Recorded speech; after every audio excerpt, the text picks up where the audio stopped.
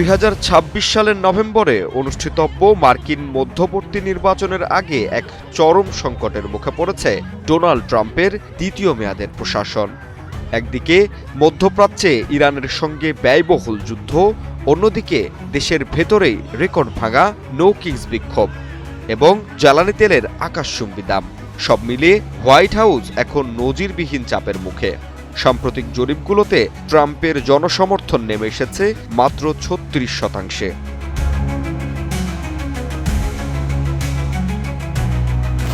ইরানের সঙ্গে মাসব্যাপী যুদ্ধে বিশ্ব অর্থনীতি ও মার্কিন জনজীবনে নেতিবাচক প্রভাব স্পষ্ট।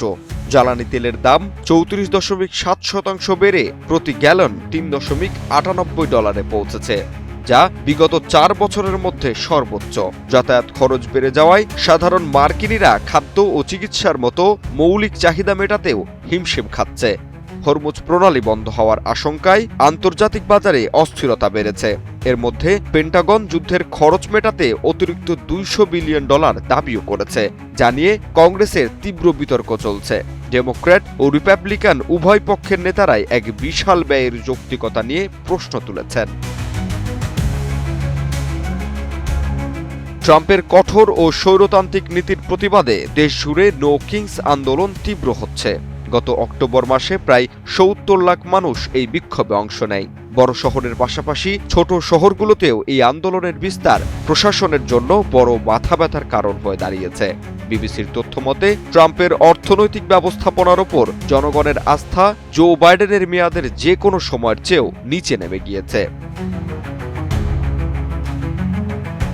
আগামী 3 নভেম্বরের মধ্যবর্তী নির্বাচনে রিপাবলিকানরা পরাজিত হলে ট্রাম্পের অভিশংসনের পথ খুলে যেতে পারে।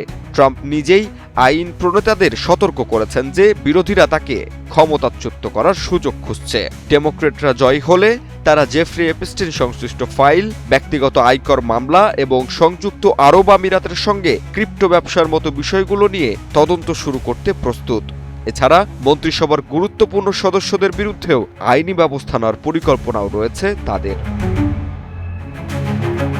মার্কিন সংবিধান অনুযায়ী হাউজে সাধারণ সংখ্যাগরিষ্ঠতায় অভিশংসন প্রস্তাব পাশ হলেও সিনেটে 2/3 ভোট ছাড়া প্রেসিডেন্টকে সরানো সম্ভব নয়। তবে মধ্যবর্তী নির্বাচনে ডেমোক্র্যাটরা কংগ্রেসের নিয়ন্ত্রণ ফিরে পেলে ট্রাম্পের রাজনৈতিক ভবিষ্যৎ চরম অনিশ্চয়তার মুখে পড়বে।